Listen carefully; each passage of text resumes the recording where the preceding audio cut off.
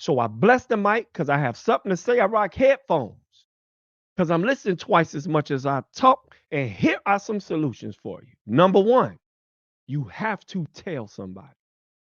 You have to tell somebody. You have to tell somebody if your world has been rocked.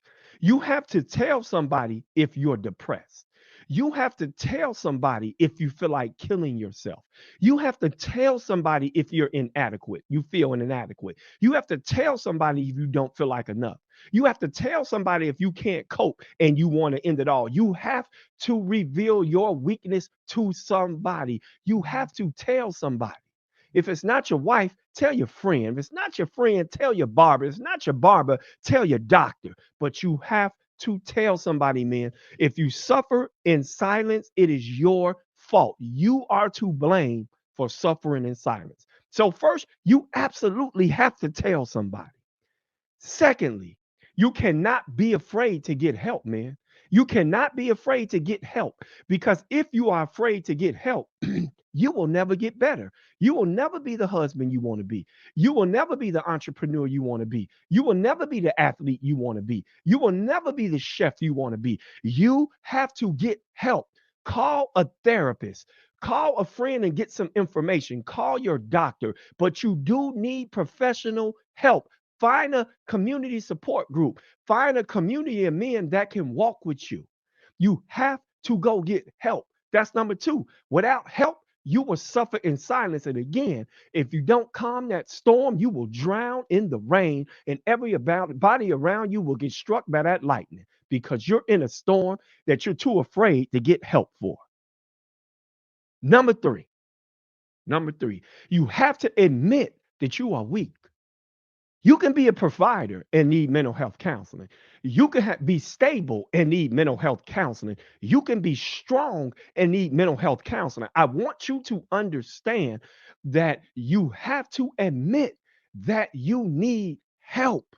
It is okay to actually lose that persona that you have to be strong for everybody else.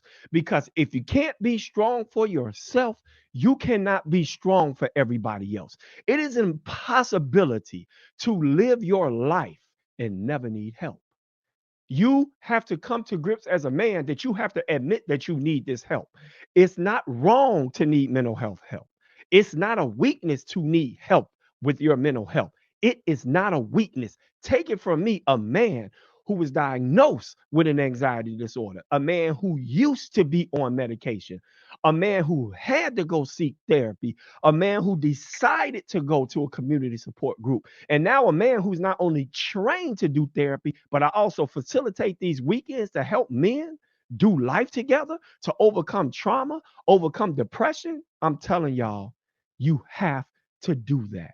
And number four, I want you to realize that things will get better, but only if you make the choice to do the first three.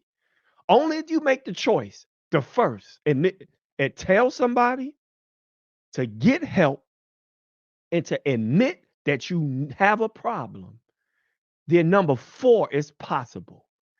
Things do get better.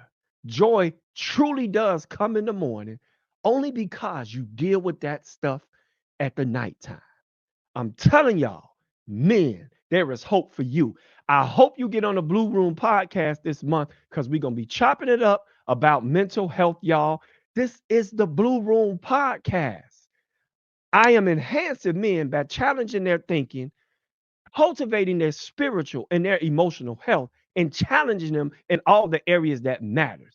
That's mental health, that's money, that's faith, and that's family. I see y'all next time in the Blue Room. And remember, address your mental health this month. I'm going to have special guests on here so we can chop it up and give men the resources that they need.